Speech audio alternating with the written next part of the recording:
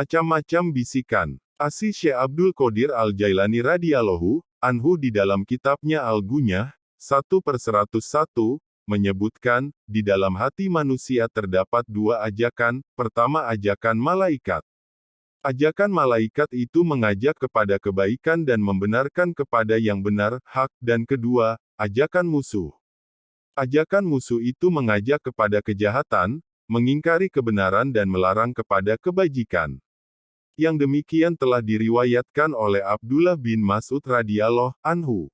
Al-Hasan Al-Basri radhiyallahu anhu berkata, sesungguhnya kedua ajakan itu adalah kemauan yang selalu mengitari hati manusia, kemauan dari Allah dan dari musuh. Hanya dengan sebab rahmat Allah, seorang hamba mampu mengontrol kemauan-kemauannya tersebut.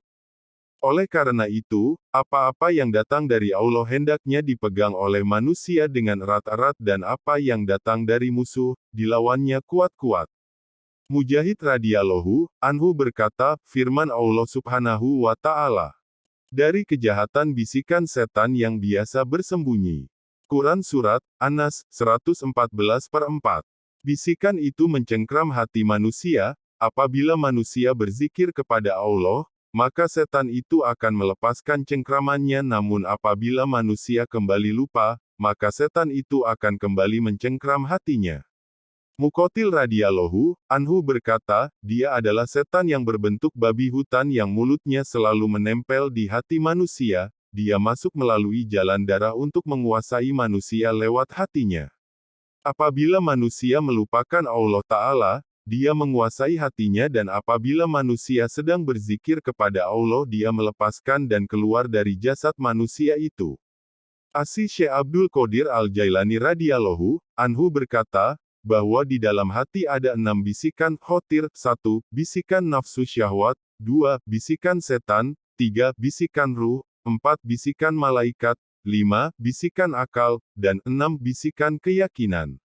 1. Bisikan nafsu syahwat. Bisikan nafsu syahwat adalah bisikan yang secara kudrati tercipta untuk memerintah manusia mengerjakan kejelekan dan memperturutkan hawa nafsu. 2. Bisikan setan. Bisikan setan itu adalah perintah agar manusia menjadi kafir dan musyrik, menyekutukan Allah, berkeluh kesah, ragu terhadap janji Allah subhanahu wa ta'ala, cenderung berbuat maksiat, menunda-nunda taubat, dan apa saja yang menyebabkan kehidupan manusia menjadi hancur baik di dunia maupun di akhirat. Ajakan setan ini adalah ajakan paling tercela dari jenis ajakan jelek tersebut. 3. Bisikan ruh. Bisikan ruh adalah bisikan yang mengajak manusia mengikuti kebenaran dan ketaatan kepada Allah subhanahu wa ta'ala dan juga kepada apa saja yang bersesuaian dengan ilmu pengetahuan sehingga menyebabkan keselamatan dan kemuliaan manusia, baik di dunia maupun di akhirat. Ajakan ini adalah dari jenis ajakan yang baik dan terpuji. 4. Bisikan malaikat. Bisikan malaikat sama seperti bisikan ruh, mengajak manusia mengikuti kebenaran dan ketaatan kepada Allah subhanahu wa ta'ala dan segala yang bersesuaian dengan ilmu pengetahuan dan juga kepada apa saja yang menyebabkan keselamatan dan kemuliaan. 5. Bisikan akal. Bisikan akal adalah bisikan yang cenderung mengarahkan pada ajakan bisikan ruh dan malaikat.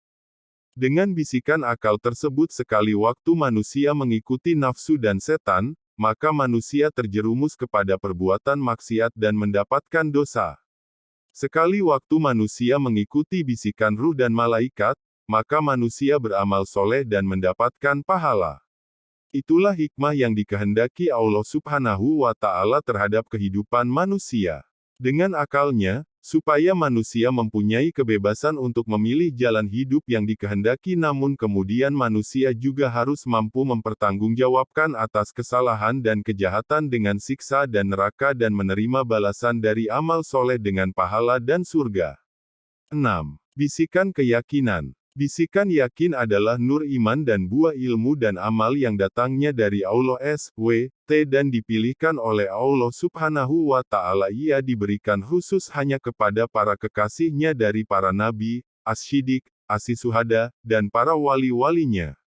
Bisikan yakin itu berupa ajakan yang selalu terbit dari dalam hati untuk mengikuti kebenaran walau seorang hamba itu sedang dalam lemah wiridnya. Bisikan yakin itu tidak akan sampai kepada siapapun, kecuali terlebih dahulu manusia menguasai 3 hal, 1. Ilmu laduni, 2. Akhbarul guyub, kabar dari yang gaib, 3. Asrorul umur, rahasia segala urusan. Bisikan yakin itu hanya diberikan oleh Allah Ta'ala kepada orang-orang yang dicintainya, dikehendakinya dan dipilihnya. Yaitu orang-orang yang telah mampu fana di hadapannya. Yang telah mampu gaib dari lahirnya. Yang telah berhasil memindahkan ibadah lahir menjadi ibadah batin, baik terhadap ibadah fardu maupun ibadah sunnah. Orang-orang yang telah berhasil menjaga batinnya untuk selama-lamanya. Allah SWT yang mentarbiyah mereka. Sebagaimana yang telah dinyatakan dengan firman-Nya. Sesungguhnya waliku adalah Allah, dan Dia mentarbiyah, memberikan walayah kepada orang-orang yang soleh. Quran Surat Al-A'raf 7/196. Orang tersebut dipelihara dan dicukupi dengan sebab-sebab yang dapat menyampaikan kepada keritlaannya dan dijaga serta dilindungi dari sebab-sebab yang dapat menjebak kepada kemurkaannya. Orang yang setiap saat ilmunya selalu bertambah. Yaitu ketika terjadi pengosongan alam fikir, maka yang masuk ke dalam bilik akalnya hanya yang datangnya dari Allah Subhanahu wa Ta'ala, seorang hamba yang marifatnya semakin hari semakin kuat.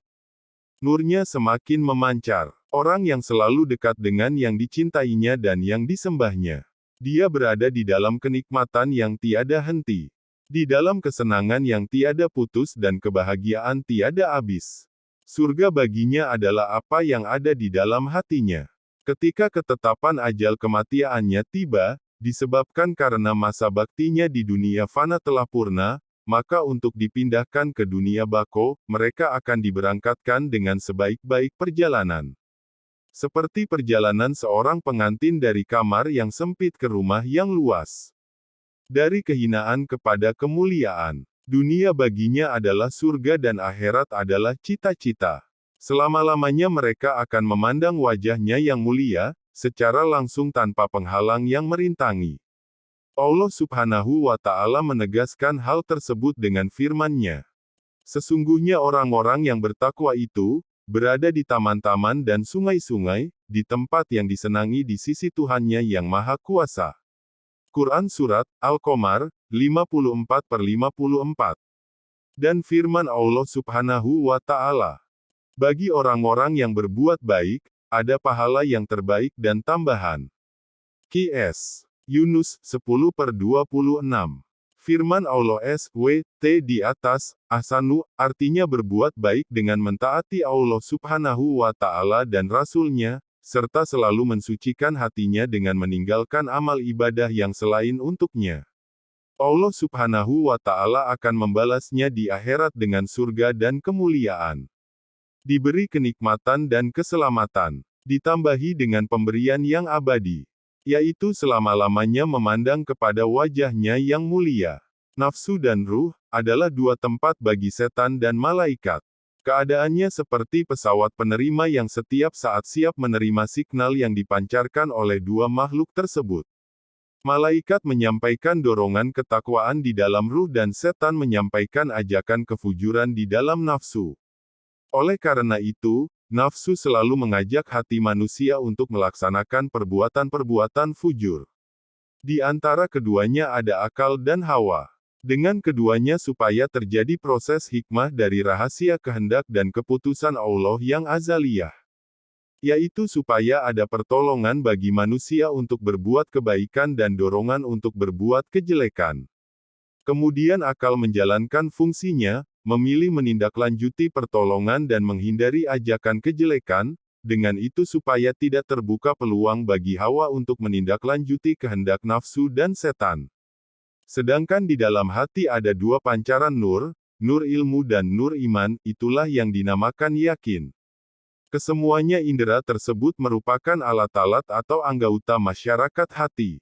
Hati bagaikan seorang raja terhadap bala tentaranya, maka hati harus selalu mampu mengaturnya dengan aturan yang sebaik-baiknya. Asy Syekh Abdul Qadir Al-Jailani, Al-Gunyah, 1/101. Walhasil, yang dimaksud alam ruhaniyah itu bukan alam jin atau alam gaib, tetapi alam-alam batin yang ada dalam jiwa manusia. Alam batin yang menyertai alam lahir manusia secara manusiawi. Dengan alam batin, manakala indera-indera yang ada di dalam alam batin itu hidup, maka manusia bisa mengadakan interaksi dengan makhluk batin dengan segala rahasia kehidupan yang ada di dalamnya sebagaimana dengan alam lahir manusia dapat mengadakan komunikasi dengan makhluk lahir dengan segala urusannya. Untuk menghidupkan indera-indera yang ada di alam batin tersebut, manusia harus mampu mencapainya dengan jalan melaksanakan mujahadah dan riyadoh di jalan Allah. Mengharapkan terbukanya mata hati futuh dengan menempuh jalan ibadah thoriqoh dengan bimbingan seorang guru mursyid sejati. Perjalanan tersebut bukan menuju suatu tempat yang tersembunyi, melainkan menembus pembatas dua alam yang di dalamnya penuh misteri. Dengan itu supaya ia mencapai suatu keadaan yang ada dalam jiwa yang dilindungi, supaya dengan keadaan itu ia dapat menemukan rahasia jati diri yang terkadang orang harus mencari setengah mati. Itulah perjalanan tahap awal yang harus dicapai seorang salik dengan sungguh hati. Lalu, dengan mengenal jati diri itu, dengan izin Allah selanjutnya sang pengembara sejati dapat menemukan tujuan akhir yang hakiki, yakni menuju keridhaan Ilahai Rabbi.